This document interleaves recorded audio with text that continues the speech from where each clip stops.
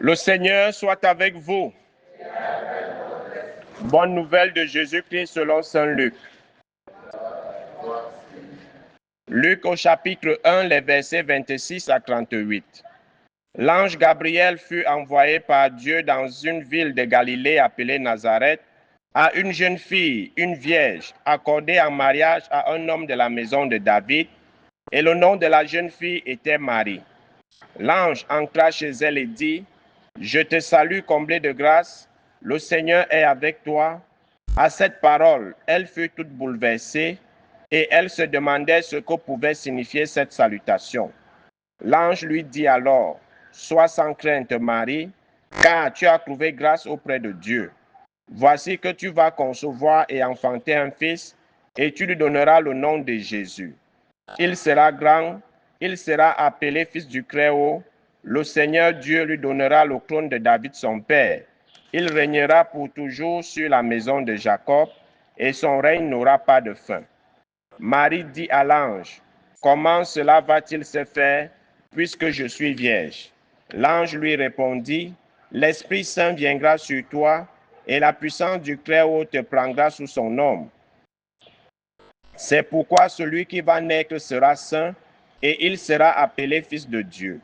Et voici qu'Élisabeth, ta cousine, a conçu elle aussi un fils dans sa vieillesse, et elle en est à son 6e mois, alors qu'on l'appelait la femme stérile, car rien n'est impossible à Dieu. Marie dit alors, « Voici la servante du Seigneur, que tout se passe pour moi selon ta parole. » Alors l'ange la quitta. Acclamons la parole de Dieu. Bien-aimés de Dieu, chers frères et sœurs en Christ, loué soit Jésus-Christ. Loué soit le saint nom de Jésus-Christ. Bonne fête à tout le monde. Voilà, vous voyez que l'Église ne fait rien au hasard. Aujourd'hui, nous célébrons l'Annonciation, le jour où Marie accepta de concevoir Jésus. Et si nous comptons à partir de mars jusqu'en décembre, ça va faire 9 mois, n'est-ce pas? Voilà. Donc, pour dire que les calculs sont exacts. Nous célébrons donc la solennité de l'Annonciation de notre Seigneur, le jour où l'ange Gabriel fut envoyé par Dieu auprès d'une jeune fille ordinaire. Certains connaissaient cette prophétie que le Messie passera par une vierge, mais ils ne pouvaient pas savoir que ça pouvait être elle.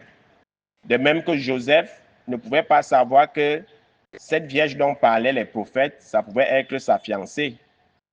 Alors, dans le dialogue de l'ange et de Marie, Marie, en toute humilité, va dire à l'ange comment cela se fera.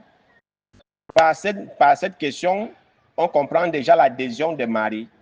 Mais Marie soulève juste les limites de la nature humaine pour dire à l'ange, voilà comment ça se fera puisque je ne connais pas encore d'homme. Mais l'ange doit lui faire comprendre que cela se passera par l'action du Saint-Esprit et que rien n'est impossible à Dieu. Voilà ta cousine Élisabeth qu'on appelait stérile. On avait même qualifié de tous les noms de mauvais oiseaux.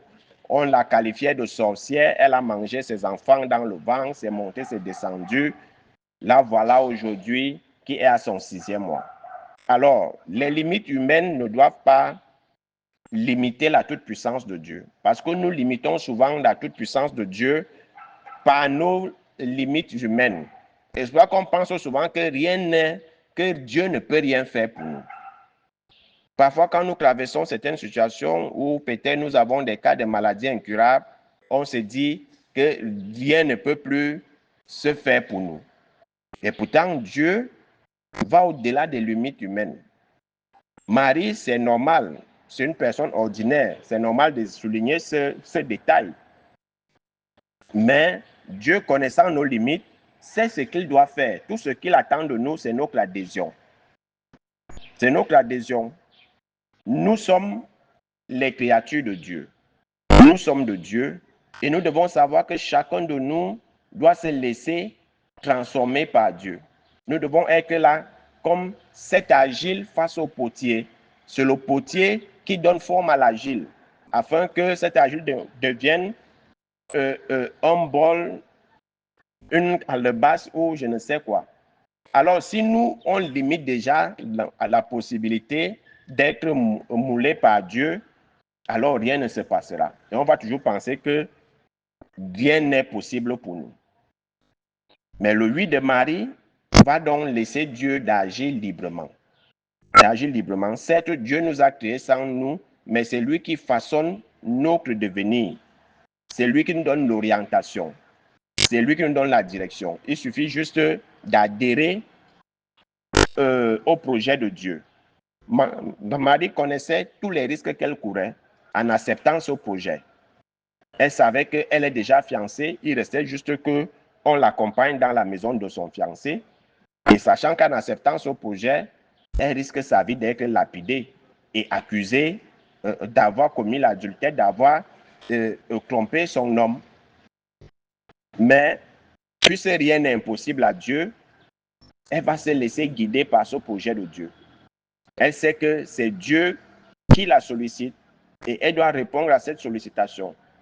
En célébrant l'Annonciation aujourd'hui, en célébrant la Vierge Marie, cette figure emblématique de l'histoire du salut, nous célébrons chacun de nous qui, au fil des années, au fil des journées, nous recevons des sollicitations du Seigneur. Mais est-ce que nous répondons par un oui ou nous brandissons nos limites humaines? Parfois, nous faisons obstacle au projet de Dieu parce que nous brandissons nos limites.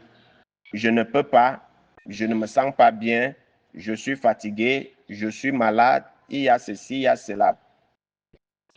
Alors, comment Dieu va donc agir dans nos vies? Comment Dieu va rendre ce qui semble impossible pour nous possible si nous ne lui faisons pas confiance? Si nous ne croyons pas qu'il peut changer l'impossibilité en possibilité. Il faut qu'on adhère donc au projet de Dieu, au projet du salut qu'il a pour nous et qu'il a pour le monde.